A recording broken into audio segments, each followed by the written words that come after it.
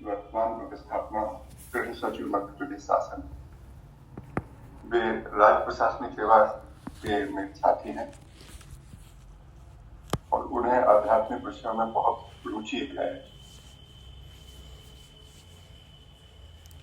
उन्होंने अनेक पुस्तकें लिखी हैं, उनके अनेक लेख समाचार पत्रों में प्रकाशित होते हैं और उन्होंने इस तरह के अनेक संवादों में भाग लिया है। बहुत ही सरल भाषा में, जो दैनिक जीवन में अत्यंत उपयोगी है,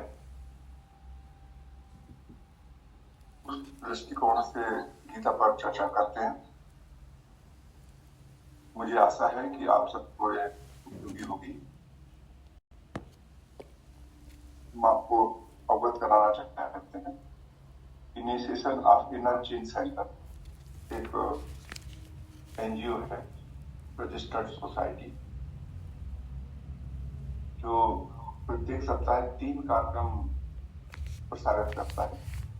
पहला कार्यक्रम है हेलो डॉक्टर, द्वितीय और चतुर्थ शनिवार को हम इसमें एक डॉक्टर को बुलाकर उनसे स्वास्थ्य संबंधी बात करते हैं।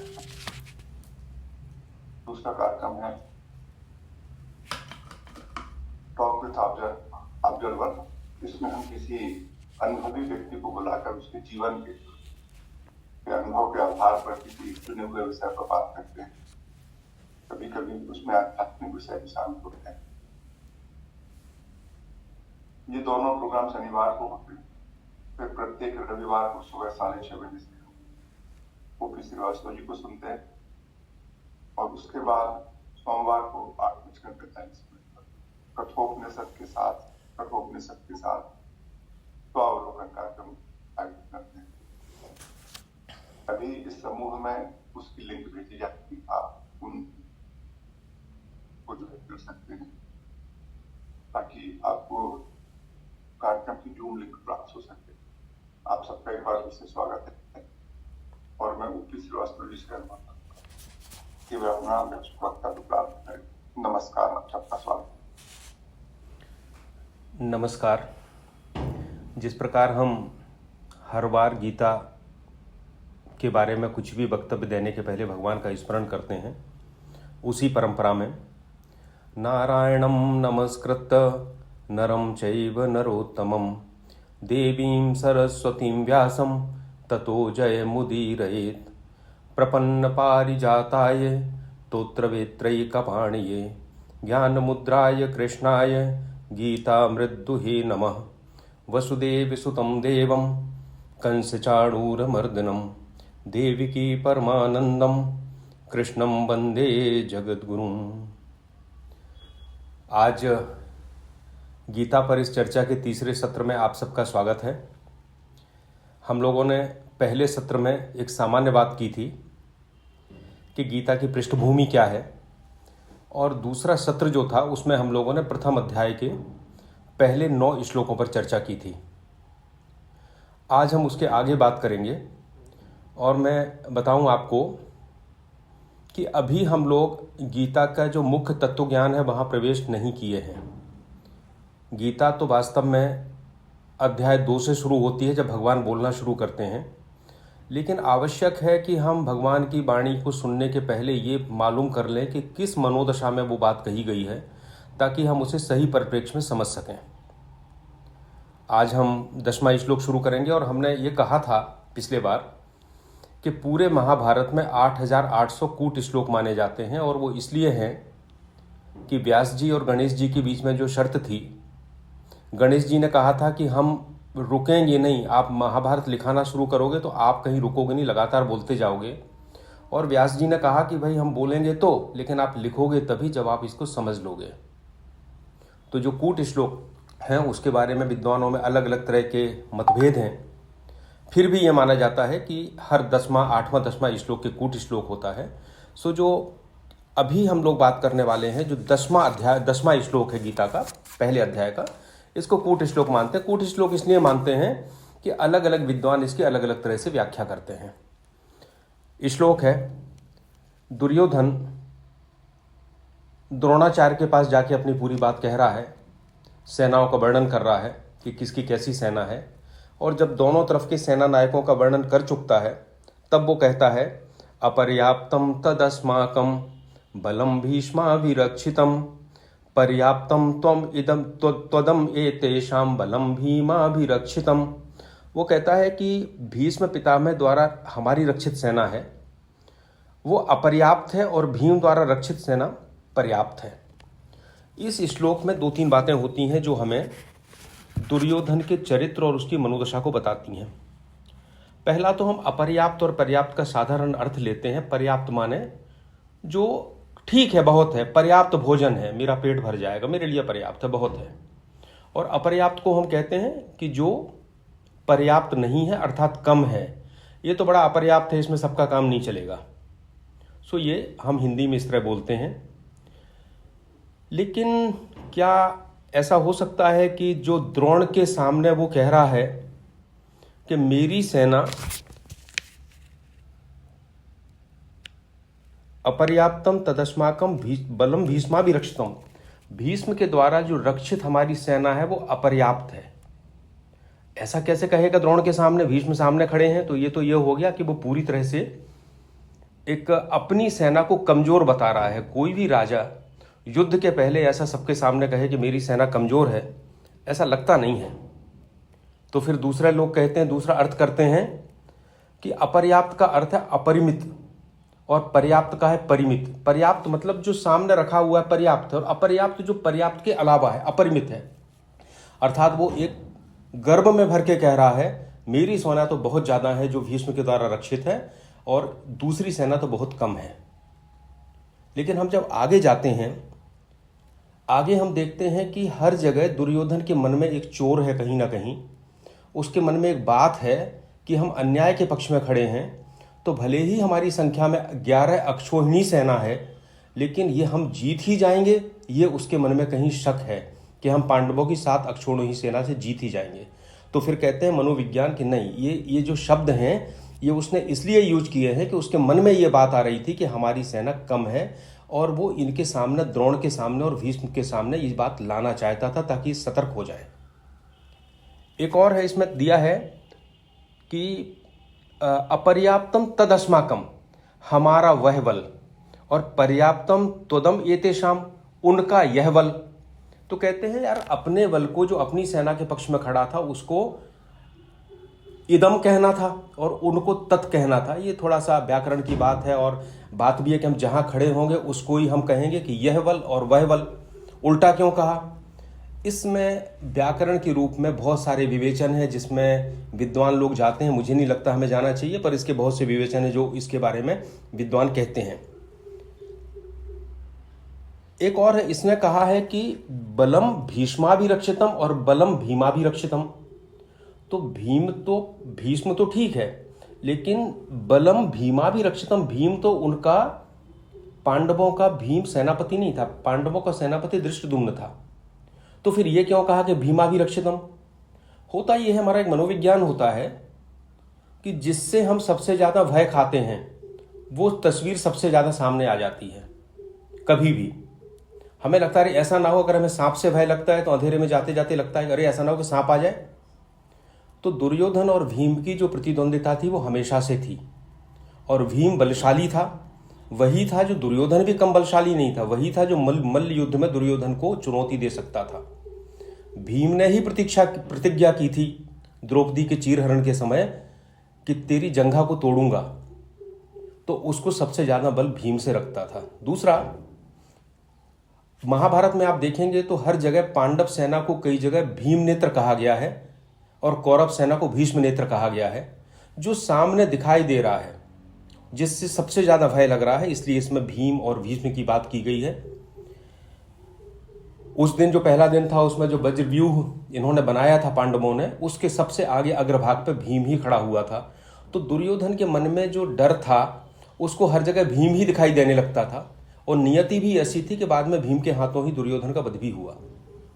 तो उसको ये, इस मनोविज्ञान को समझें कि अन्याय के पक्ष में होने के कारण उसे हर जगह ये डर सताता था, अपना दुश्मन सामने दिखाई देता था।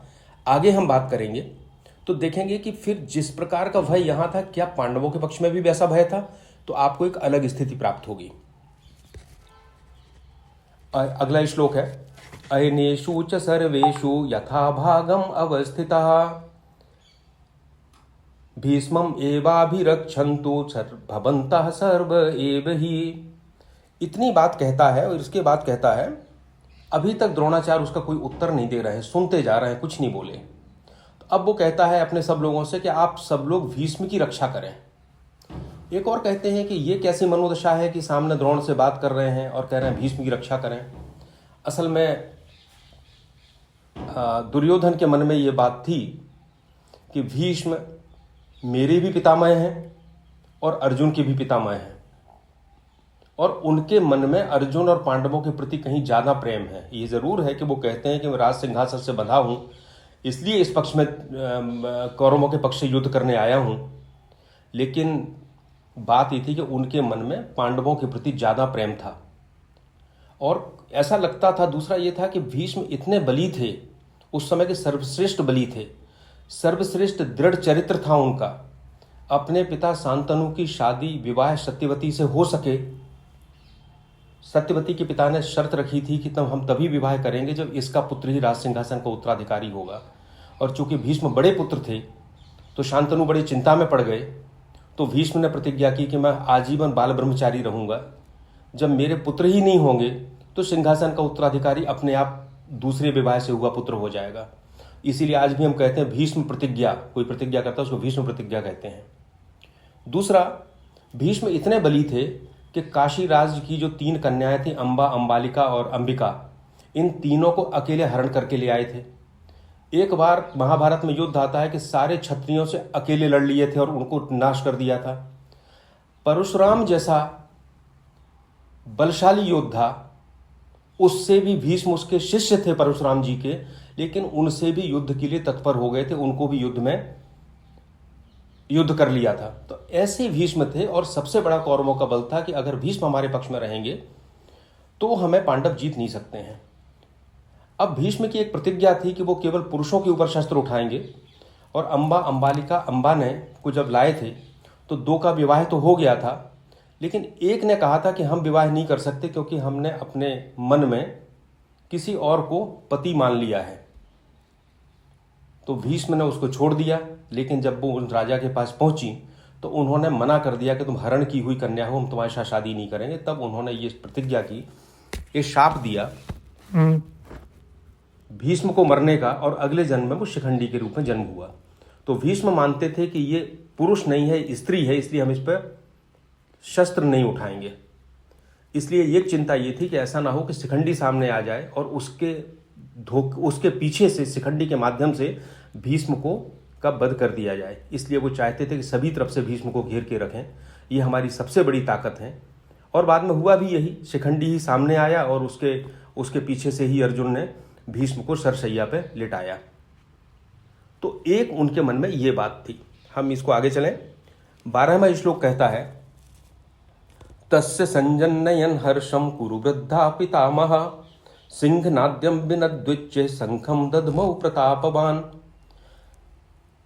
इतना सब हो गया, उसने कहा भीष्म की रक्षा करें, तो भीष्म ने गरज कर अपने शंख को बजाया।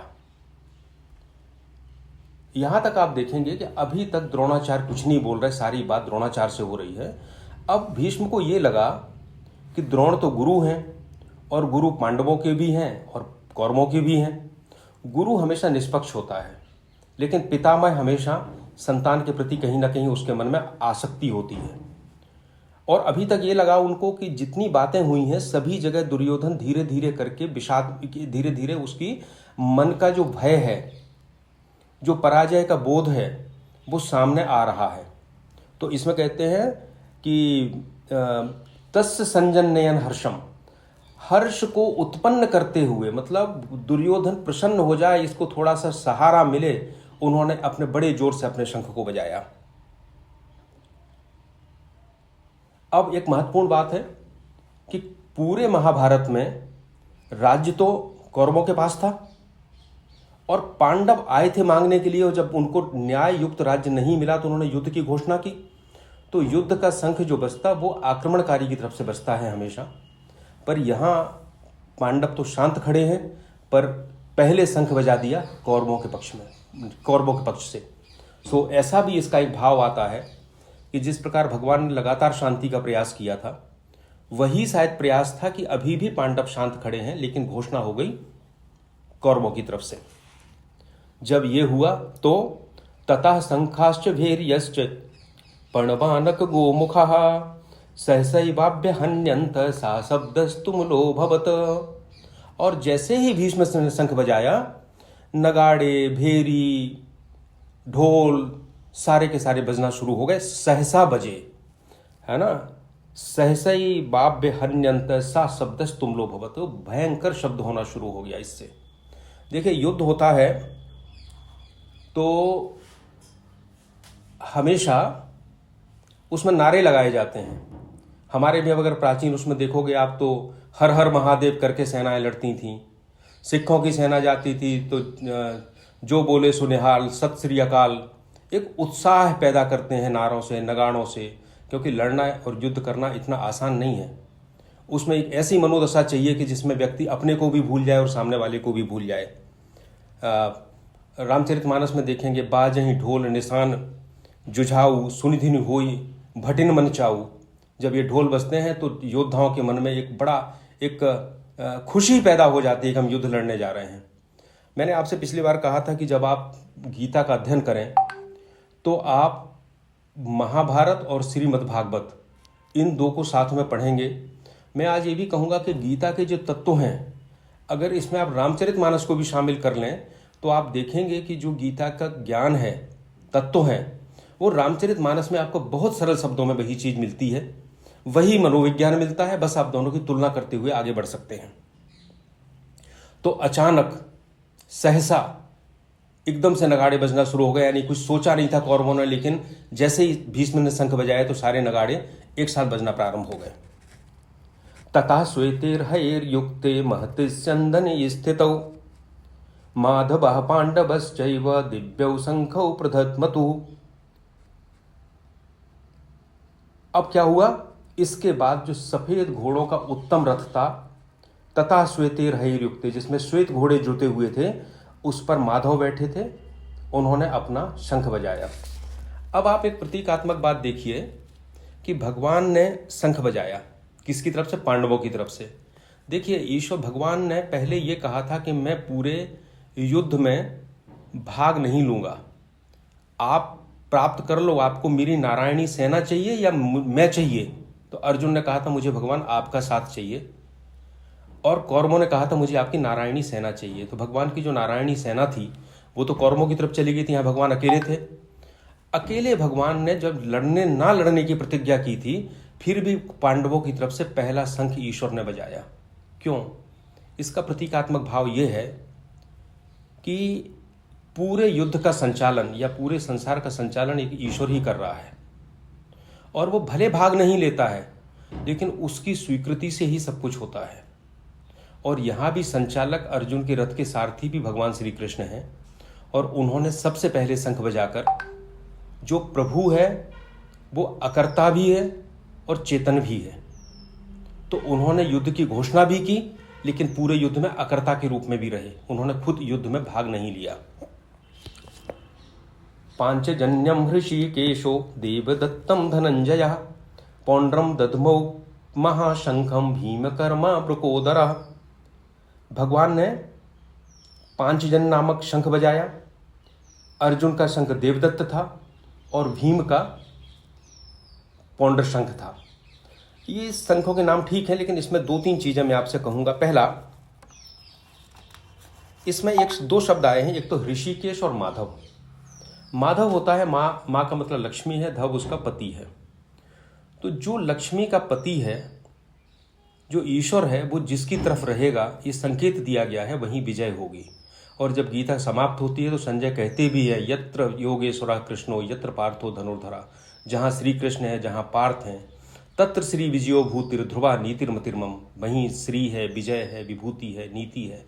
तो यहाँ पे भी भगवान को आप गीता में पढ़ेंगे तो आपको छोटे छोटे संकेत मिलेंगे, जो हर शब्द को लिया गया। ऋषिकेश, ऋषिक होती हैं हमारी इंद्रियां, और उनके ऊपर उनका जो ईश होता है, ऋषिक का जो ईश होता है, उसको ऋषिकेश कहते हैं।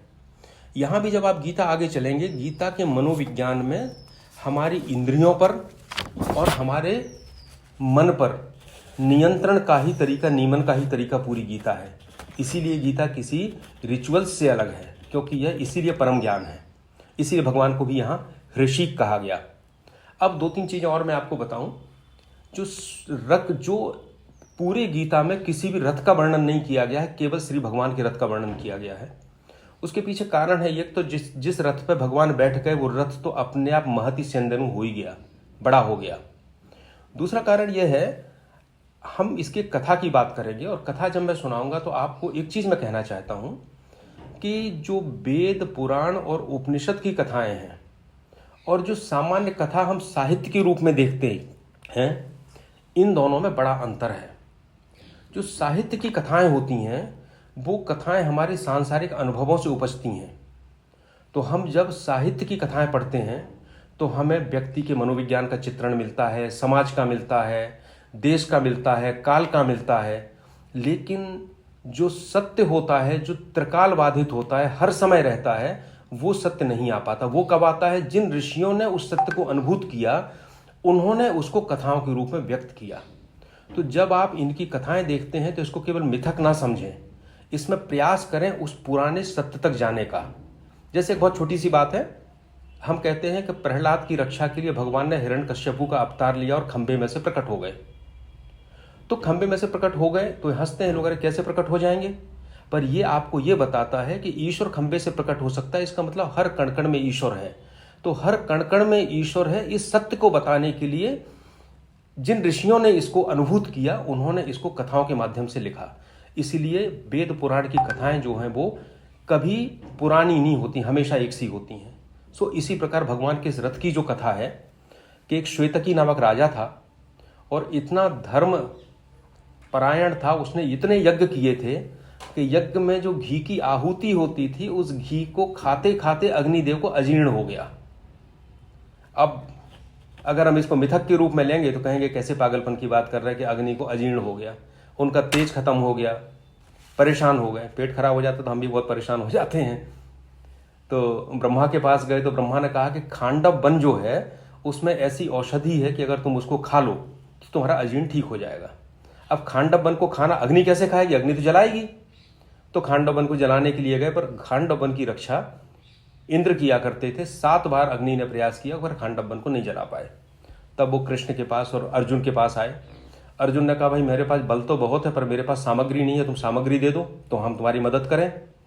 तो उन्होंने एक रथ दिया जो ये था चित्ररथ। गंधर्व ने उनको 100 ऐसे घोड़े दिए जो कभी मरते नहीं थे, तो युद्ध में जोत लेते थे और जो मर जाता था उसकी जगह नया घोड़ा पैदा हो जाता था।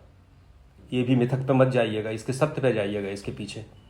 तीसरा उन्होंने गांडीव धनुष दिया, अक्षय तर्कस दिया जिसमें कभी बाण खत्म नहीं होते थे।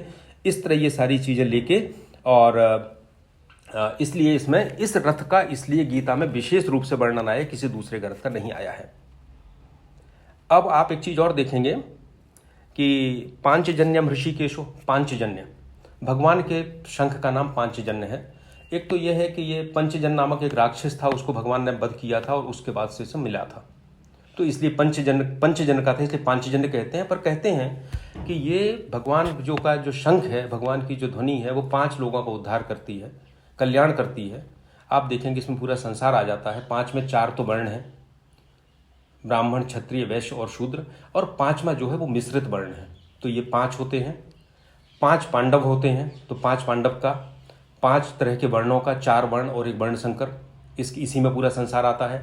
और वैसे कहते हैं कि देव, असुर, पितर, ऋषि और गंधर्व, ये 5 जो जातियां हैं, इन 5 का उद्धार करते हैं, इसलिए भी इसको पांचजन्य कहते हैं। अनंत विजयम राजा कुंती पुत्रो युधिष्ठिरः नकुलः सहदेवश्च सुघोष मणिपुष्पकौ। इसके बाद राजा युधिष्ठिर ने अनंत विजय का नामक शंख बजाया, नकुल सहदेव ने अपने सुघोष मणि और पुष्पक नामक शंख बजाए। यहाँ पे अब क्रम देखने लायक है। सबसे पहले भगवान कृष्ण ने, जिसके हम कह चुके हैं उनको बढ़ा जाने की जरूरत नहीं थी, सबसे पहले भगवान कृष्ण ने, उसके बाद अर्जुन ने, अर्जुन के बाद भीम ने और फिर युधिष्ठिर ने। तो यहाँ तक जाते जाते हम देखते हैं कि अर्जुन के उत्साह में कोई कमी नहीं थी। भगवान के शंख फूंकते ही वास्तव में शंख बजाना चाहिए था युधिष्ठिर को, जो इनका सबसे बड़ा भाई था, लेकिन वास्तव में बजा दिया अर्जुन ने। तो अर्जुन का उत्साह देखिए, अभी उसके मन में किसी तरह का कोई विषाद नहीं है, अभी तो पूरा उत्साह से भरा हुआ है, और वो अपना शंख उसने बजा के घोषणा कर दी। बाकी सभी शंखों के नाम हैं, सबका अपना क्रम है, लेकिन एक महत्वपूर्ण बात ध्यान देने की है कि कौरवों के किसी शंख का उल्लेख गीता में नहीं किया गया है। पांडवों के शंख का उल्लेख करके गीता आगे बढ़ गई है। फिर कहती है, काश्यश्च परमेश्वासा शिखंडी च महारथा दृष्टद्युम्नो विराटश्च सात्विकीश्च पराजिता द्रुपदो द्रौपदेयाश्च सर्वशः पृथ्वीपते सौभद्रश्च महाबाहु शंखान दधमौ पृथक पृथक। इसके बाद वो कहते हैं कि काशीराज, शिखंडी, दृष्टद्युम्न, विराट, सात्यकी, द्रुपद, द्रौपदी के 5 पुत्र, सुभद्रा का पुत्र अभिमन्यु, इन सब ने अपने अपने शंख बजाए। ये इसमें कोई बहुत गहराई की बात नहीं है, सब ने अपने अपने शंख बजाए, कोई नाम नहीं दिया, लेकिन ये सब है कि ये सारे शंख कहाँ से बजे हैं? ये बजे हैं पांडव पक्ष से। अब क्या होता है, वहां हमने ध्यान दिया था पहले कि जब भीष्म ने शंख बजाया था तो उसके साथ बहुत से भेरी, नगाड़े, ये सब शुरू हो गए थे और बड़ा भयंकर शब्द हुआ था। उसको कहा है सहसई भाव्य हन्यंत सा शब्दस तुमलो भवत, बहुत तुमुल शब्द हुआ था। अब यहाँ जब पांडवों ने अपने शंख बजाए, पांडव सेना ने, तो फिर अगला श्लोक कहता है, सघोषोधार्त राष्ट्राणाम हृदयानि वैदारयत नभश्च पृथ्वीं चैव तुमुलो वेनुनादयन। ये कहता है कि इन सबसे भी इतना तुमुल शब्द हुआ। महत्वपूर्ण यह है, धार्त राष्ट्रान हृदयानि वेदारयत, कौरवों के हृदय विदीर्ण हो गए, भयभीत हो गए कौरव। वहां भी शब्द हुआ था पर पांडवों पर कोई प्रभाव नहीं पड़ा। यहां भी शब्द हुआ पर कौरवों के ऊपर ऐसा प्रभाव हुआ कि उनका हृदय विदीर्ण हो गए। देखिए, इसमें भी फिर वही बात आती है जिसको हम कहते हैं न्याय और अन्याय। अगर हमारे मन में धर्म या न्याय होता है तो हमेशा आत्मबल रहता है, और अधर्म या अन्याय होता तो आत्मबल नहीं रहता। अब आप दैनिक जीवन में गीता की बात करेंगे तो हम लोग संसार में रहते हैं, हम लोग कोई हमेशा न्याय नहीं करते, हम बड़े साधारण व्यक्ति हैं। सो हम अन्याय भी करते हैं, अधर्म भी करते हैं, धर्म भी करते हैं, जैसा हमें समझ में आता है या जैसा हमारा स्वार्थ होता है। हम कोई सिद्ध नहीं है, हम सभी लोग साधक की श्रेणी में हैं। हमें करना यह है कि हमें यह देखना है कि जब हम संसार में ये सब करते हैं तो मेरे अंदर क्या प्रतिक्रिया हो रही है। अगर उस प्रतिक्रिया को हम अनुभूत करना शुरू कर दें तो हमारी प्रगति शुरू हो जाएगी। अब एक रामचरितमानस का उदाहरण लीजिए। जब भगवान मृग का शिकार करने चले गए, स्वर्ण मृग का, तो रावण ने देखा कि कोई नहीं है तो सीता का हरण करने आगे बढ़ा। तो तुलसीदास जी कहते हैं, सून बीच 10 कंधर देखा, आवा निकट जति के वेशा, वह साधु का वेश बना के आ गया। अब कैसे आया? जाके डर सुर असुर डराही, जिसके डर से सुर और असुर डरते थे। और कितना डरते थे? निसी न नींद दिन अन्न न खाई, रात में नींद नहीं आती थी और दिन में भोजन नहीं होता था, इतना डरते थे रावण से सुर और असुर। और लेकिन जब वो सीता का हरण करने गया तो इतना बलशाली रावण की क्या स्थिति थी, 110 शीस स्वान की नाई, ये कुत्ते की तरह चला, इत उत चितई चला भड़ियाई। ऐसे चला इधर उधर देखते हुए, जैसे कुत्ता किसी के घर में घुस के कोई चीज लेके जाता है तो दोनों तरफ देखता जाता है, कोई हमें देख तो नहीं रहा, कोई मारने तो नहीं आ रहा है। तो कितनी अच्छी उपमा दी है, 110 शीस स्वान की नाई, इत उत चितई चला भड़ियाई। फिर वो कहते हैं, इम कुपंथ पग देत खगेशा। हे गरुड़ जी, काकभूषण जी सुना रहे हैं, हे खगेश, जो कुपंथ में पग देता है, रह न तेज तन बुद्धि बल लेसा, उसके मन में तन में तेज और बुद्धि बल का अंश मात्र भी नहीं रहता। तो आप यहाँ इसकी तुलना देखिए कि कौरवों का हृदय विदीर्ण हो गए पर पांडवों पर प्रभाव नहीं पड़ा। तो ये धर्म अन्याय का वो है, और हमें अपने जीवन में हम दिन भर जो करते हैं उसमें केवल एक क्षण के लिए विचार करके देखना है, क्या ऐसा होने पर हमारे ऊपर ऐसी प्रतिक्रिया होती है तो हमारी जीवन सही दिशा में जाने के लिए हम आगे बढ़ सकते हैं। अब इतना हुआ। अथ व्यवस्थितान दृष्ट्वा धार्त राष्ट्रान कपिध्वजा प्रवृत्ते शस्त्र संपाते धनुर उद्यम पांडव। इतना होने पर धनुर्उद्यम में पांडवा, वो कहते हैं कि अर्जुन ने अपने धनुष को उठा लिया। अभी भी देखिए आप अर्जुन के मन में किसी प्रकार की कोई हीन भावना नहीं, अभी भी धनुष उठा के आगे खड़ा हो गया और कहता है ऋषिकेशं तदा वाक्यम इदम आह महीपते सैन्योर मध्य रथम स्थाप्युत। वो कहता है भगवान से कि भगवान आप हे अच्युत मेरे रथ को दोनों सेनाओं के बीच में खड़ा कर दो। खड़ा करने के बाद क्या करेंगे? खड़ा करके तो 2 श्लोक आते हैं आगे।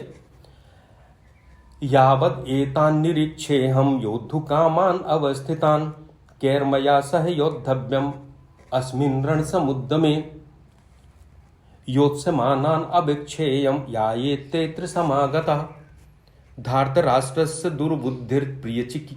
युद्धे प्रिय चिकीर्षवः। वो कहता है इसलिए खड़ा कर दो कि मैं युद्ध के अभिलाषी इन योद्धाओं को देखूं कि मुझे किनके साथ युद्ध करना है। एक बार ये कहता है, दूसरे श्लोक में फिर कहता है कि दुर्बुद्धि दुर्योधन के हित करने के लिए जो आए हैं उन सबको युद्ध करने वालों को मैं देखूंगा। 2 श्लोकों में एक ही बात रिपीट की गई है कि मैं देखना चाहता हूं, देखूंगा कौन युद्ध करने खड़े हैं। गीता सारा उपनिषदों का, वेद का, सारे हमारे जो ज्ञान भंडार है उसका सार है 700 श्लोकों में। उसमें 2 श्लोक केवल इसी बात पर खर्च कर दिए कि मैं देखना चाहता हूं। देखिए हम किसी बात को बहुत दृढ़ता से कहते हैं तो हम जनरली 2 बार कहते हैं। जैसे हम कहते हैं तुम चिंता मत करो मैं तुम्हारे साथ हूं, मैं तुम्हारे साथ हूं। या गुस्से में कहते हैं मैं तुझे देख लूंगा छोड़ूंगा नहीं। तो मेरी दृढ़ता बताती है कि मैं, ये भाषा बताती है कितना दृढ़ है। तो अभी फिर देखिए अर्जुन बहुत दृढ़ है। वो कहता है कि मैं देखना तो चाहता हूं ये है कौन। इसके विद्वानों ने 2-3 तरह से बात की है। एक तो कहा है कि ऐसा क्यों कहा उसने, 2 बार क्यों एक श्लोक को कहा। उसके मन में बड़ा गर्व था, वो देखना चाहता था मेरे जैसा बलशाली व्यक्ति है कौन है जो पतंगे की तरह भस्म होना चाहते हैं सामने आके। तो ये बड़ा गर्व था उसके अंदर। और भगवान के लिए कहते हैं कि गर्वहारी जनार्दना, भगवान गर्व को हरने वाले हैं। इसको छोटी सी बात मैं यहाँ कहूँगा, बीच में आ रहा है कि हम जब कहते हैं भगवान गर्व को हरने वाले हैं तो सामान्य रूप से हमें ऐसा लगता है जैसे भगवान हमें भक्त बना के दीनहीन बना देना चाहते हैं, गर्व खत्म कर देना चाहते हैं। ऐसा नहीं है। गर्व क्या है? हमारा गर्व इस बात का है कि ये सब कुछ मैं कर रहा हूँ, यही तो अहम है और यही गर्व है। और भगवान ये बताना चाहते हैं कि तुम जो कर रहे हो वो एक पूरे विधान का एक हिस्सा है। तुम्हारी इस सृष्टि में कोई अपनी क्षमता नहीं है। ये भगवान ने शंख बजाया, भगवान ने युद्ध में भाग नहीं लिया, लेकिन युद्ध हुआ, तो निर्देशक कोई और है।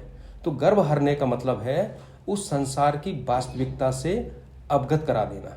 तो कहते हैं कि भगवान ने इसलिए जो गर्व था उसको हरने के लिए। दूसरा है, वो कहते हैं कि अर्जुन को भी कहीं भय हो गया था, तो ये शब्द जो उसके मन से इसलिए निकल रहे थे क्योंकि वो अपने आप को बड़ा दृढ़ दिखाना चाहता था। पहले उसने कहा था कि, पहले कहते हैं कि उनका जब इन्होंने शंख बजाए तो कौरवों का हृदय विदीर्ण हो गया, पर बाद में कहते हैं कि अथव व्यवस्थान धार्तराष्ट्रान कि वो व्यवस्थित रूप से खड़े हुए थे। तो कहते हैं व्यवस्थित रूप से खड़े हुए थे तो इसको भय हो गया, इसलिए शायद ये बात कही। तीसरे और चौथे कारण हैं उत्सुकता के कारण और करुणा के कारण। एक उत्सुकता थी और एक करुणा थी कि भाई देखूं मैं भी कि जो लोग मरने वाले हैं उनको देख तो लूं जिनको मैं मारने वाला हूं। सो ऐसे अलग अलग तरह के विद्वान अलग अलग तरह की बातें करते हैं। हमें क्या करना है? हमें इसको बार बार पढ़ना है और देखना है, भगवान से प्रार्थना करना है। आपको अपना अर्थ मिलेगा, कुछ भी मिल सकता है, वो आपकी चेतना के अनुसार होगा। आगे चलते हैं। 24वें में कहते हैं एव मुक्तो ऋषिकेशो गुडाकेशेन भारत सैन्योर उभयोर मध्ये स्थापित्वा रथोत्तमम् भीष्म द्रोण प्रमुखतः सर्वेषां च महीक्षिताम् उवाच पार्थ पश्येतान् संवेतान कुरूनिति। भगवान ने खड़ा कर दिया और कहा कि अब तुम देखो इसको। इसमें 2 शब्द आए हैं। गुड़ाकेश कहा है अर्जुन को। गुड़ाका का मतलब होता है नींद और ईश होता है उसका ईश्वर, जिसने नींद को जीत लिया। अर्जुन ने बड़े कठोर तप किए थे और उसके बाद उसने अपने नींद को अपने मनोभावों को जीत लिया था। महाभारत में इसकी कथा आती है पूरी, वन पर्व में, इसलिए उसको गुड़ाकेश कहा गया है। एक चीज़ की तरफ मैं ध्यान दिलाना चाहता हूँ कि जितने पौराणिक पात्र हैं, कुछ भी आप पढ़ेंगे, बिना तप के किसी की भी ना शक्ति प्राप्त हुई है और ना उनको विजय प्राप्त हुई है। हम सब अभी जो बात कर रहे हैं, सारी बौद्धिक बात कर रहे हैं, हम सीख सकते हैं, समझ सकते हैं बुद्धि तक, लेकिन जब तक हम उस तप में नहीं उतरेंगे, वो तप कई तरह के हो सकते हैं, जिनके बारे में जब विषय आएगा तो हम लोग बात करेंगे। संसार का हर कर्म यज्ञ बन सकता है, हर कर्म तप बन सकता है। वो कैसे होगा, वो जब प्रैक्टिकल एप्लीकेशन पे आएंगे। परंतु आपको ये ध्यान रखना है कि हम ये चाहें कि केवल पढ़ लें, सुन लें तो काम नहीं चलेगा। मैं हमेशा कहता हूँ कि जब तक आप पात्रता विकसित नहीं करेंगे तब तक गीता आपके पास नहीं आएगी। तो पात्रता विकसित करने के जो तरीके हैं वो योग है, उसके बारे में हम लोग आगे बात करेंगे। अब मुझे इन्होंने कहा कि इन्होंने अपने तत्रा पश्यत स्थितान पार्था पितृनथ पितामहान आचार्यान मातुलान भ्रातृन पुत्रान पौत्रान सखींस्तथा श्वशुरान सुहृदैवश्च छेनयोर उभयोर बपि तान समीक्ष स कौन्तेयः सर्वान् बंधून अवस्थितान। उन्होंने देखा कि हमारे पितामह खड़े हैं। पितामह कौन थे? भीष्म भी थे, सोमदत्त भी थे, आचार्य में द्रोणाचार्य थे, कृपाचार्य थे, मामा में शकुनी थे, शल्य थे, भाई तो कौरव तो भाई थे ही, पुत्रों में दुर्योधन के पुत्र थे, कौरवों के पुत्र थे, लक्ष्मण था दुर्योधन का पुत्र, इनका पुत्र खुद अभिमन्यु था, मित्र थे, कृतवर्मा थे, अश्वत्थामा थे। चारों तरफ एक ही चीज़ दिखाई दी कि सारे हमारे संबंधी खड़े हैं। अब जो है महत्वपूर्ण होता है, कृपया पर्याविष्टो विषीदन्निदम अब्रवीत दृष्ट्वेयं स्वजनम कृष्ण युयुत्सम समुपस्थितम।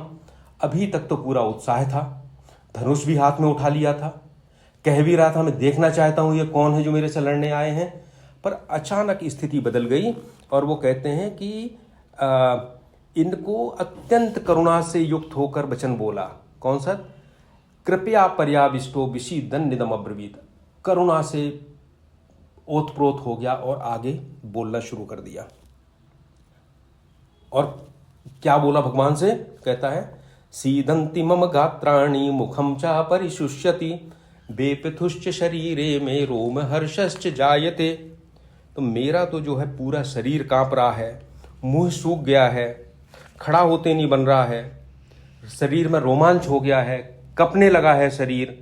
गांडी बंसंसते हस्ता त्वक्चैव परिदह्यते न च शक्नोम्यवस्थापुं भ्रमतीव च मे मनः। मेरे हाथ से मेरा धनुष गांडीव गिर रहा है, त्वचा जल रही है, खड़े होने में समर्थ नहीं हूं। इतनी सारी चीजें हैं। अब आप एकदम देखिए जो परिवर्तन हुआ है। अभी तक उत्साह था, अब करुणा आ गई। पर विचार करें, क्या ये वैसे ही करुणा है जैसी भगवान राम को भी आई थी? भगवान राम जब वन में गए तो उन्होंने देखा कि अस्थियों के समूह के ढेर लगे हैं। तो पूछा कि अस्थियों के समूह के ढेर क्यों लगे हैं? तो जो रामचरितमानस में आता है कि अस्थि समूह देखि रघुराया पूछी मुनिन लाग अति दाया। तो वो कहते हैं कि बहुत दया आई भगवान को कि अस्थियों के समूह क्यों लगे हैं। तो मुनि कहते हैं कि जानत हूँ पूछिए कस्वामी। आप तो सब जानते हो, कैसे पूछते हो? जानत हूँ पूछिए कस्वामी सबदर्शी तुम अंतर्जामी। निश्चर निकर सकल मुनि खाए। निश्चरों के समूह ने सारे मुनियों को खा लिया है। सुनि रघुवीर नयन जल छाए। और ये सुनते ही भगवान के नयनों में जल आ गया, आंसू आ गए। और भगवान कहते हैं, श्री राम कहते हैं कि निश्चरहीन करऊं मही भुज उठाई प्रण कीन। उन्होंने प्रण किया कि मैं पूरी संसार को निश्चरों से हीन कर दूंगा। निश्चरहीन करऊं मही भुज उठाई प्रण कीन सकल मुनिन के आश्रमन जाई जाई सुख दीन। सकल मुनियों के आश्रम में गए और उनको आश्वासन दिया। अंतर देखिए, एक तरफ अर्जुन भी अश्रुपूर्णा कुल क्षणम, उसकी आंखों में भी आंसू आ गए। यहाँ भगवान की आंखों में भी आंसू आ गए। अंतर इतना है कि अर्जुन के जो आंसू थे उसमें कृपणता आ गई, कायरता आ गई, मोह आ गया। और भगवान के आंसुओं में भुज उठाई प्रणकीन, एक उत्साह पैदा हो गया कि मैं ऐसा करूंगा। ऐसा क्यों है? तो वेदांत का जो सिद्धांत है, जब हम पूरा गीता देखेंगे, वेदांत का सिद्धांत यह है कि ना अल्पे सुखम ना अल्पे सुखम अस्ति, अल्प में सुख नहीं है, भूमा वही सुखम, विशालता में ही सुख है। तो जब भगवान का जो करुणा थी, जब उन मुनियों के प्रति हुई जो उनके परिवार के बाहर थे, लेकिन एक विशाल समूह था, संसार था, व्यष्टि के प्रति करुणा हुई, तो उत्साह पैदा हो गया। लेकिन जब हम केवल अपने छोटे से संसार में रहते हैं, केवल अपने परिवार की सोचते हैं, केवल अपने खुद की सोचते हैं, अपने स्वार्थ की सोचते हैं, तो फिर उत्साह पैदा नहीं होता, फिर हमको ऐसा एक कृपणता पैदा होती है। आप देखें, हमने छोटा सा दीपक जलाया तो हमारी इच्छा होती है कि हमें कुछ और बड़ी लाइट मिले, हमको पहले 25 वाट का बल्ब मिल जाए, 100 वाट का मिल जाए, हैलोजन मिल जाए। लेकिन अल्प में सुख नहीं होता, हम बढ़ते जाते हैं। थोड़ा पैसा होता है तो हम कोशिश करते हैं हमें और मिले, थोड़ा सम्मान होता है तो हम कोशिश करते हैं और मिले। तो आप पूरा जीवन देखिए, फिर वही बात है, आप फिर पूरे जीवन को देखिए, अल्प में कहीं भी सुख नहीं है।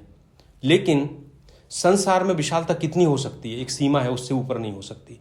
इसलिए अगर सूरज मिल जाता है तो प्रकाश की उससे ज़्यादा आवश्यकता कभी नहीं रहेगी। इसमें अगर भगवान राम को के आंसुओं को और अर्जुन के आंसुओं को देखेंगे तो दोनों में यही जमीन आसमान का अंतर है। एक व्यष्टि के लिए था, एक समष्टि के लिए था। तो जो शारीरिक दशा हुई है अर्जुन की, उसमें उसको जो विवेक था वो अविवेक लगने लगा, जो धर्म था वो अधर्म लगने लगा।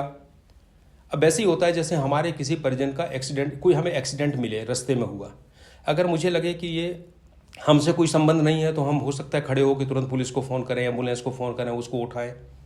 पर अगर वो हमारे परिवार का ही कोई है तो हो सकता है हम कुछ ना कर पाएँ, बेहोश हो जाएं घबराहट के मारे, ये क्या हो गया, बुद्धि काम करना बंद कर दे। तो यही अंतर है जब हम व्यष्टि से जुड़ते हैं या हम समष्टि से जुड़ते हैं। तो अर्जुन चूंकि उसकी मनोदशा पूरी तरह से संकुचित हो चुकी थी और एक ही व्यक्ति से, अपने परिवार से जुड़ गया था, इसलिए उसके ऊपर जो प्रभाव हुआ वो बिल्कुल विपरीत हुआ, हाथ पैर कांपने लगे।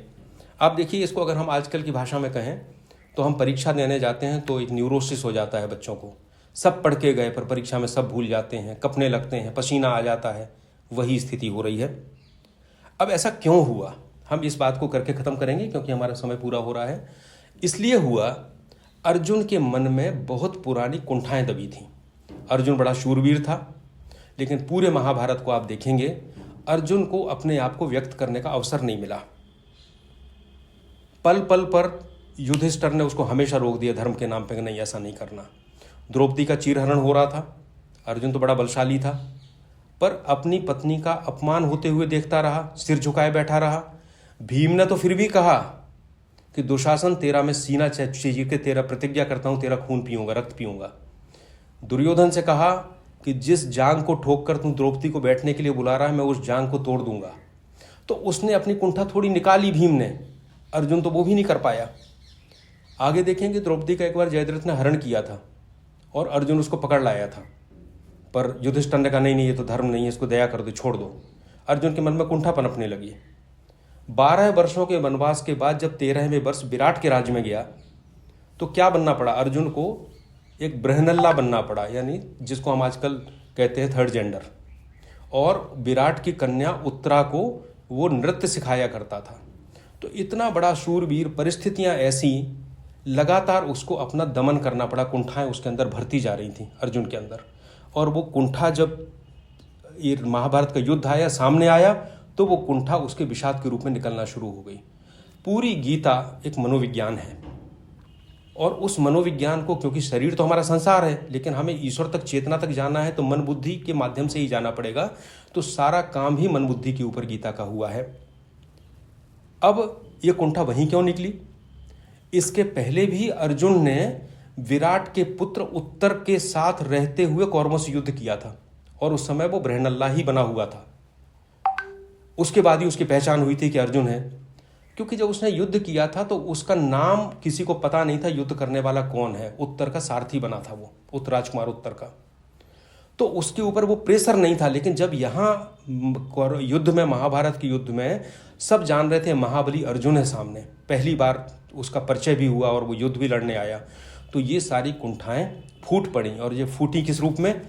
विषाद के रूप में सामने आ गई। ये तो एनर्जी है, वो पॉजिटिव भी हो सकती है, निगेटिव भी हो सकती है। भगवान राम के लिए वो पॉजिटिव रूप में सामने आई और भुज उठाई प्रणकीन, और यहाँ पर वो निगेटिव रूप में आई और अर्जुन को विषाद में डाल दिया। और कहता यदि बात जयो यदि बा ना जाइए, यो बाद में अभी आगे आएगा कि हम जीते या ना जीते हमें क्या फ़र्क है। अब इसमें हम केवल एक बात के ऊपर बात करेंगे कि जो कुंठा थी, अगर आप मनोविज्ञान को पढ़ेंगे आधुनिक, सिगमंड फ्राइड को पढ़ेंगे, तो सिगमंड फ्राइड कहते हैं कि हमें अपनी भावनाओं को दबाना नहीं चाहिए, इसलिए हमें कुंठा नहीं होगी। तो अब हमारी भावनाएं तो बहुत होती हैं। मैं किसी का धन चाहता हूँ, किसी की कार चाहता हूँ, किसी का यश चाहता हूँ, किसी का पति, किसी का पत्नी। तो इतने सारे भावनाओं को अगर हम दबाएंगे नहीं या उनको रेगुलेट नहीं करेंगे तो संसार फिर संसार थोड़ी रहेगा, फिर तो वो पशुओं जैसा जीवन हो जाएगा। और पशु और हम में अंतर क्या है? आहार निद्रा भय मैथुनम च।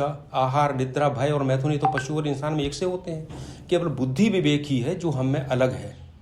तो गीता ने और भारतीय दर्शन ने कहा कि नहीं, जो भावनाएं हैं वो तो है, वो तो जीवन का सत्य है, लेकिन उन भावनाओं को आपको उच्छृंखल रूप से पूरा नहीं करना है। तो क्या करना है? दमन करोगे तो कुंठा होगी, लेकिन रेगुलेट करोगे, नियमन करोगे तो आप आगे बढ़ोगे। इसलिए हमारे पूरे जीवन में जो 4 आश्रम हैं, कहीं दमन नहीं है। ब्रह्मचर्य के बाद ज्ञान ले लिया तो हम गृहस्थ में आते हैं, सारी चीज़ें करते हैं। और भगवान तो गीता में कहते हैं कि जो काम है वो भी धर्म के अनुरूप है तो मेरा रूप है। यानी काम को भी हमने ये नहीं किया कि उसके कोई अपमान किया हो, उसको भी कहा भगवान ने मेरा रूप है अगर धर्म के अनुरूप है। तो हम गृहस्थ जीवन में काम का भी उपयोग करते हैं, धन का, संपत्ति का, यश का, सम्मान का, लेकिन ये ध्यान रखते हैं कि इसको आगे हमें त्याग के आगे जाना है। सो पूरी गीता में, पूरे भारतीय दर्शन में दमन नहीं है, उन भावनाओं का नियमन है, क्योंकि दमन से तो एक नई समस्या पैदा हो जाएगी। तो ये जो नियमन है यही योग है, और जो रेगुलेशन है वही योग है। और चूंकि अलग अलग लोगों की अलग अलग तरह की चेतना है, विचार है, स्वभाव है, इसलिए अलग अलग तरह के योग हैं। और गीता की विशेषता है कि वो सारे योगों को समन्वय करके आपको सामने रखती है, मन पे काम करती है और योगों का समन्वय आपको सामने रखती है। इसीलिए पहले जितने शास्त्र बने थे वो अलग अलग सेक्टर में थे। किसी ने योग को, किसी ने कर्म योग को कहा, किसी ने ज्ञान योग को कहा, मीमांसा ने कर्मकांड को कहा, किसी ने कुछ कहा, लेकिन भगवान ने आके इन का समन्वय किया। हम लोग जब आगे बात करेंगे तो फिर हम लोग जब अब दूसरे अध्याय में प्रवेश करेंगे, एक सत्र और लगेगा इस अध्याय में, तब हम लोग फिर योग के समन्वय पे बात करेंगे। मेरा आप लोगों से फिर एक बार अनुरोध है कि इस 7 दिन में आप गीता का अध्ययन जरूर करें, क्योंकि अब जहाँ गीता जाएगी वो बहुत गहरी बात है। जब हम कर्म में अकर्म और ये सब बात करेंगे और कहेंगे कि वो प्राणों में अपान में स्वाहा और वो, तो ये सारी चीज़ें सामान्य रूप से समझ में नहीं आएंगी, बहुत ऊपर से निकलती हैं। हम सामान्य जीवन से जोड़ेंगे इनको। पर अगर आप इन 7 दिनों तक लगातार गीता पढ़ते रहेंगे तो आपको गीता खुद प्रकट होगी। दूसरा, आपका जो प्रश्न है, मैं आपको बता दूं कि किसी भी विषय में अगर आप कुछ नहीं जानते तो उसका उत्तर कोई नहीं दे सकता। अगर आप कुछ जानते हैं तो उसका उत्तर दिया जा सकता है। तो आप गीता पढ़ेंगे तो आपके प्रश्न भी पैदा होंगे और हम लोग चर्चा करेंगे तो उसके बाद में आगे कुछ बात भी सामने निकलेगी। मैं समझता हूँ आज का सत्र यहीं समाप्त करें। श्री कृष्णार्पणमस्तु।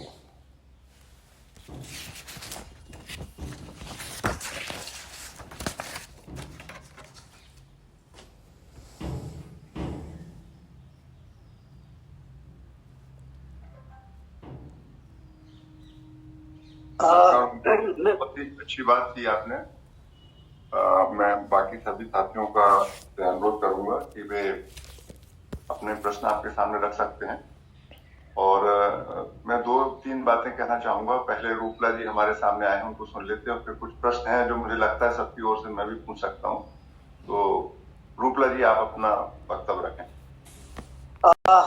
मैं आज का और पिछले 3 दिनों का प्रवचन जो है श्रीवास्तव जी सुन रहा हूँ। चर्चा है सर, प्रवचन नहीं है। हाँ, चर्चा है। तो मैंने भी भगवत गीता को पढ़ करके फिर अब जैसा आप कह रहे हैं वैसा मैं पढ़ रहा हूँ। जितने श्लोक पिछले दिनों हुए थे उनको पढ़ा, और आज जो उनको भी कल मैंने पढ़ा, और फिर मैंने कंपेयर किया तो वास्तव में इतना गूढ़ बातें को इतने सरल तरीके से आपने प्रस्तुत किया कि मैं इस समय, मेरे पास शब्द नहीं है। मैं ये कहना चाहता हूँ, मैं शब्दों में व्यक्त नहीं कर सकता कि आपने कितनी अच्छी बातें कही है। और ये सारे लोग सौभाग्यशाली हैं जो इस सत्र से जुड़े हैं। और सबसे बड़ा तो मैं, चूंकि अपन स्वार्थ की बात है, तो मैं ही बड़ा सौभाग्यशाली हूँ कि मेरे को ये अवसर मिला। और वास्तव में तो मनोहर दुबे का भी धन्यवाद करना चाहूंगा कि जिस भी रूप में जैसा भी ये हुआ और ये चर्चा आपके सामने आ गई, तो ये बहुत ही सुंदर है, अति सुंदर है। तो मेरे पास शब्द नहीं है, बस मैं ये धन्यवाद सर कहना चाहता हूँ। Thank you. सबसे पहले बड़ा अच्छे शब्दों में व्यक्त होती है और चीजें समझ में आती हैं। मैं सभी लोगों की तरफ से, मुझे जो सुनते सुनते 3-4 प्रश्न मेरे मन में आए हैं वो मैं रखना चाहता हूँ। एक बड़ा इंटरेस्टिंग है कि शंख का नाम रखा गया है। ये समझ में नहीं आया क्यों रखते थे इस तरीके की वस्तुओं के नाम, शंख के नाम है, तो एक इस पर आप प्रकाश डालेंगे। दूसरा, एक और बात आपने कही कि जब हम ये पूरे चल रहा था कि सब कुछ ऐसा लगता है कि हम नहीं कर रहे हैं, एक ईश्वर के निर्देशन में हो रहा है, तो फिर क्या हमारे हाथ में कुछ बचता है कि सब निर्देशन में हो रहा है, तो फिर हमको क्यों परेशान होना चाहिए। और तीसरा प्रश्न, ये तप आया आपने कि सच्चे तप से मिलती हैं, तो इसका तप का क्या अर्थ है यहाँ पर। ये 3 प्रश्न मेरे समक्ष उत्पन्न हुए हैं और मुझे लगता है सबके मन में आए होंगे ये प्रश्न। तो यदि आप इन 3 प्रश्नों का उत्तर देना चाहेंगे उन प्रकार से बड़ा अच्छा लगेगा। सर, पहला प्रश्न है आपका। सर, तीनों आपने बताया कि पहला फिर से बोलिए सर, पहला क्या है। जिस शंख के नाम रखे गए हैं। सर देखिए सर, जो सामान्य होता है वो तो शंख है, लेकिन अगर उसमें कोई विशेषता होती है, हम भी अपने घर में ऐसे ही करते हैं ना, जिस चीज़ की विशेषता होती है उसका हम कुछ ना कुछ उसको एक सामान्य से अलग कर लेते हैं। तो भगवान का अगर शंख है तो वो सामान्य शंख नहीं रहा, वो पांचजन्य हो गया। अगर अर्जुन का शंख है तो वो देवदत्त है। तो वो 2 कारण हो सकते हैं सर इसके। पहला तो ये है कि जहाँ से प्राप्त हुआ उसके आधार पर नाम रखा गया है, किसके अधिपत्य में था उसके आधार पर रखा गया है। देवदत्त था तो वो कहीं से लाए थे, इसलिए उसका देवदत्त है। पांचजन्य इसी कारण है क्योंकि कहीं से आया था। और सर, हमारे पास भी अगर बहुत सी वस्तुएं हमारे घर में हैं तो जो सबसे ज़्यादा इंपॉर्टेंट होती है हम उसको कोई विशेष विश्लेषण दे ही देते हैं। ये तो आदमी की प्रवृत्ति है। तो इसका तो साधारण उत्तर यही है सर। दूसरा प्रश्न है सर आपका कि तीसरा तप। देखिए, तप का मतलब है तपाना, अपने आप को गर्म करना। तो तप हर तरह का हो सकता है। हम संसार की परिस्थितियों से निकलते हैं। एक तो तरीका हो सकता है हम कुछ भी ना करें, संसार तो चल रहा है तो चलता चला जा रहा है, लेकिन अगर हम उसमें अपने बुद्धि विवेक का उपयोग करके अपनी चेतना को ऊपर उठाने के लिए कुछ भी करते हैं तो हमें प्रयास करना पड़ता है, और जो प्रयास होता है वही तप है। अब ये कई तरह का हो सकता है। हम अपने जीवन में देखें, एक विद्यार्थी तप करता है, वो पढ़ता है क्योंकि उसको सफलता चाहिए। मैं तप करूं कि मुझे भगवान की कृपा चाहिए, तो ये भी एक तप है। इसमें भी हमने अपने शरीर को तपाया है। हमने अपने आप को धारा में नहीं डाल दिया कि बहते चले जा रहे हैं, सुबह हो रहा है, शाम हो रहा है, खा रहे हैं, पी रहे हैं, सो रहे हैं, ऐसा नहीं है। हमने उसमें प्रयास किया है, और प्रयास जब करेंगे, किसी भी तरह का प्रयास होगा, घर्षण होगा, ताप उत्पन्न होगा। तो जो ये ही है, किसी भी तरह का प्रयास होगा वो तप होगा। अब तप हम जब आगे चलेंगे तो तप तामसिक भी हो सकता है, राजसिक भी हो सकता है और सात्विक भी हो सकता है। तो ये सारी चीज़ें गीता में फिर इसके वर्णन आगे के अध्यायों में आएंगे। सर, एक तीसरा प्रश्न और आपका था, वो मैं थोड़ा सा, कौन सा था तीसरा? सर, प्रश्न ये था, बीच में मुझे ऐसा लगा आपने बोला कि सब कुछ जो हो रहा है, राइट सर, लोगों को अभिमान हो जाता है, मैं कर रहा हूँ, ईश्वर के निर्देशन में हो रहा है। Right sir, right sir. Sir, script पे काम कर रहा है सर ये, हाँ सर ये बड़ी महत्वपूर्ण बात है। हमने जैसे पहले कहा कि कई बार क्या होता है कि जो परम सत्य है हम उसकी बात करने लगते हैं और नीचे की चीज़ें भूल जाते हैं। तो होता तो यही है, परम सत्य यही है, लेकिन ये हर व्यक्ति को अनुभूत नहीं होता। और ना हमें अनुभूत, अगर हम अनुभूत करे बगैर इसको बौद्धिक रूप से मान लेंगे तो हम पलायनवादी हो जाएंगे कि हमें कुछ नहीं करना। इसलिए गीता जब हम पढ़ेंगे सर, तो भगवान ने 3 स्टेज दी हैं। पहले वो कहते हैं मदर्पण, करना आपको है पर अर्पण भगवान को करना है। दूसरा मदर्थ, भगवान के लिए करना है। और तीसरा मतकर्म, भगवान के द्वारा ही होना है, उन्हीं को समर्पण होना है। तो जो तीसरा है मतकर्म, मतलब जो भगवान ने सोचा है, जैसा चाह रहे हैं, तो ये सर तीसरी स्टेज है। एक्चुअल में सर संसार को हम बहुत से तरीकों से देख सकते हैं। हम संसार को इस तरह से भी देख सकते हैं कि संसार को मैं ही चला रहा हूं, तो इसको कहते हैं जीव भाव। तो जब तक जीव भाव नहीं होगा और ईश्वर भाव सीधा आ जाएगा तो हम पलायनवादी हो जाएंगे। तो पहले तो जीव भाव और अहम ही आना जरूरी है, ताकि मैं अपना पुरुषार्थ से काम करूं। पर जो परम सत्य है वो यही है कि जीव भाव खत्म होता है तो ईश्वर भाव आता है, और ईश्वर भाव में हमें पता चलता है कि हम इस पूरे सिस्टम के छोटे से यंत्र हैं। तो ये बहुत बाद की स्टेज है, लेकिन जब हम कहते हैं तो हमें कहीं ना कहीं अंतिम परिणाम की चर्चा तो करनी पड़ती है। लेकिन वो अंतिम परिणाम ये नहीं है कि उस तक पहुँचे बगैर हम उसको मान लें। अभी तो हम जीव भाव में जी रहे हैं, तो हमें अपने अहम को, जो तामसिक अहम है, राजसिक है, सात्विक है, उसको ऊपर बढ़ाना है कि मैं ही काम कर रहा हूँ, मैं ही परीक्षा दे रहा हूँ, मैं ही परिवार का पालन पोषण कर रहा हूँ। इसके बाद गीता वो प्रक्रिया बताएगी कि जब आप सकाम कर्म करते हुए, अहम को पोषित करते हुए इससे ऊपर की स्टेज पे जाना प्रारंभ करेंगे। तो सर बस इतना है, हम अंतिम स्टेज की बात बीच बीच में आ जाती है, इसलिए इसको कह देते हैं, लेकिन हमारे लिए भी हम जीव भाव में हैं। कोई बात नहीं, मैं इसलिए बात इसको रखा मैंने कि सबके सामने ये बिंदु स्पष्ट होना चाहिए। और इसलिए में ये एक बड़ा विवाद का पूरा जो जिसको कहते हैं ना पाश्चात्य जगत और पूरे आज की जो युवा पीढ़ी है, वो फ्री विल की बात करती है कि हमको कुछ करने का अधिकार है। फ्री विल जिसको बोलते हैं कि नहीं, मैं कुछ कर सकता हूँ, मेरे एफर्ट्स से चीजें बदल सकती हैं। तो वो एक बड़ा इंपॉर्टेंट पहलू है। और यदि वो निर्देशित है तो फिर फ्री विल खत्म हो जाती। तो क्या फ्री विल अवेलेबल है, ये बातें मुझे लगता है आपने कुछ बातें कही हैं, और जब पूरी गीता हम सुन लेंगे तो समझ में आएगा कि किस हद तक हम कर्म कर सकते हो, किस हद तक वो हम प्रभावित कर सकते हैं व्यवस्थाओं को। बहुत अच्छी बात है। तो तप के संदर्भ में जो आपने कहा बड़ा अच्छा लगा मुझे सुन के कि तप का एक अर्थ या सही अर्थ प्रयास है, मतलब one has to make efforts.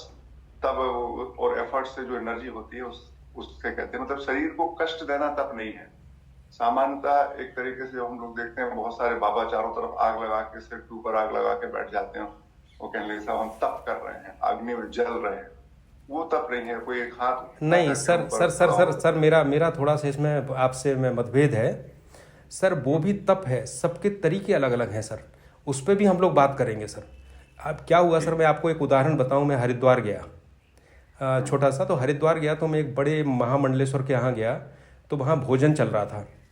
तो जो महामंडलेश्वर थे बड़े प्रतिष्ठित हैं, नाम तो नहीं लूँगा, भारत में प्रतिष्ठित हैं, तो उनको खीर नहीं परसी गई, तो वो नाराज़ हो गए। मैं भी उसी पंगत में बैठा हुआ था, तो वो बोले उल्लू के पट्टे, तुझे दिखता नहीं है मेरे पास खीर नहीं है। तो मेरे मन में अचानक आया कि ये कैसे सन्यासी हैं जब इतना क्रोध कर रहे हैं कि इनकी खीर नहीं परसी गई। फिर मैंने इस प्रश्न को उठाया, तो मेरे जो गुरुजी हैं उन्होंने मुझसे जो कहा मैं आपको उसको कहना चाहूँगा। उन्होंने कहा, ओम तुम इस तरह से किसी का मूल्यांकन मत करो।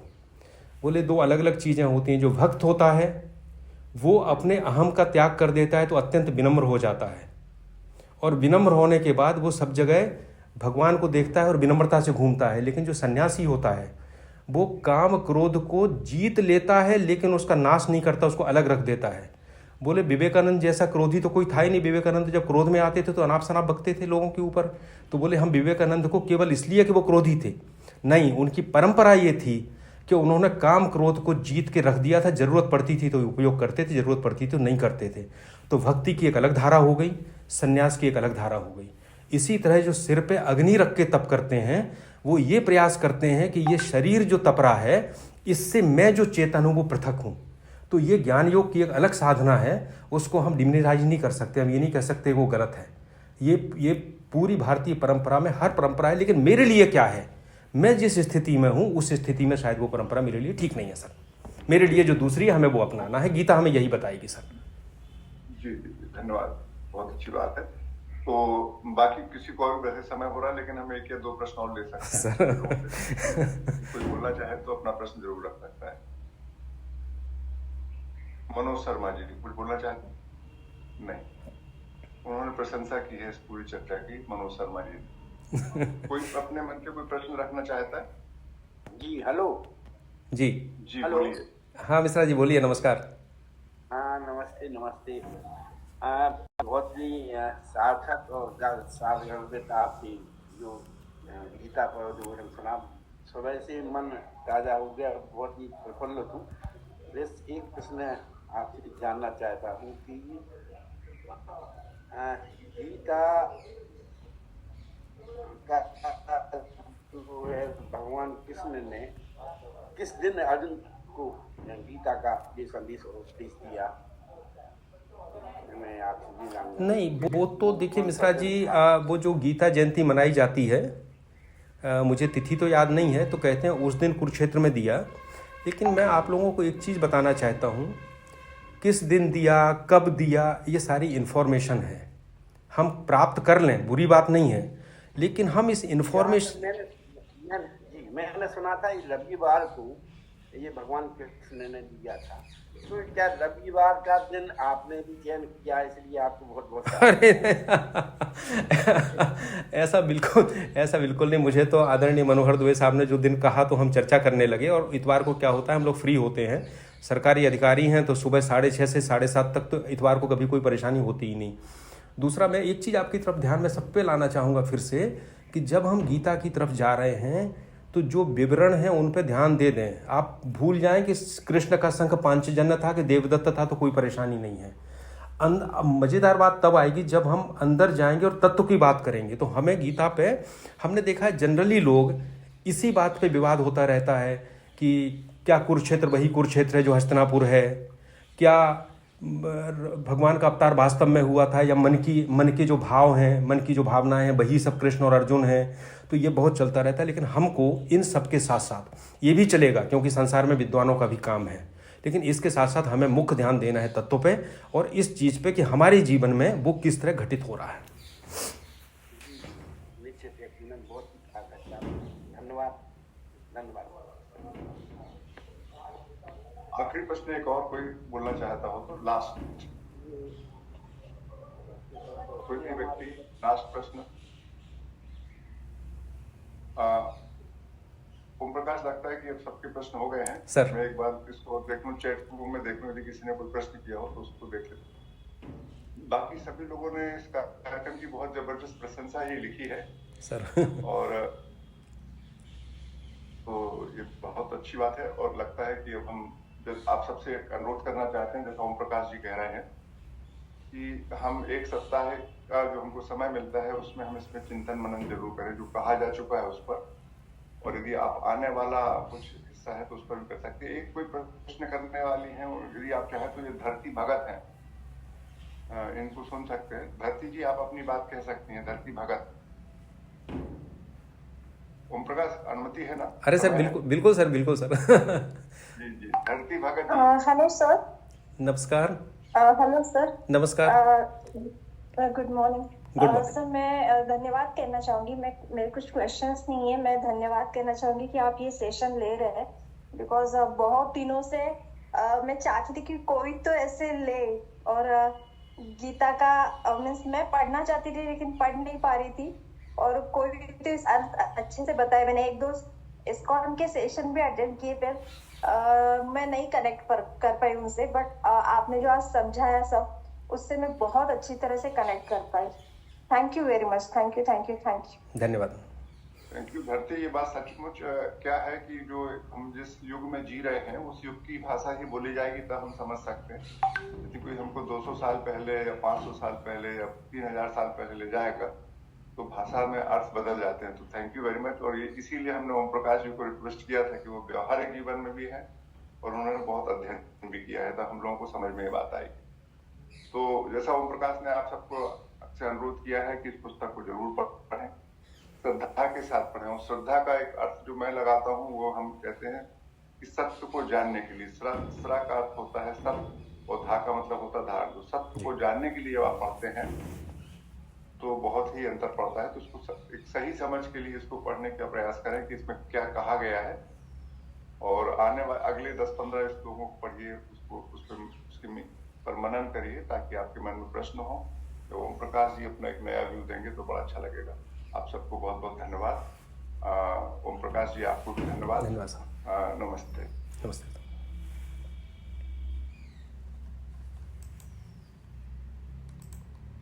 हरि ओम।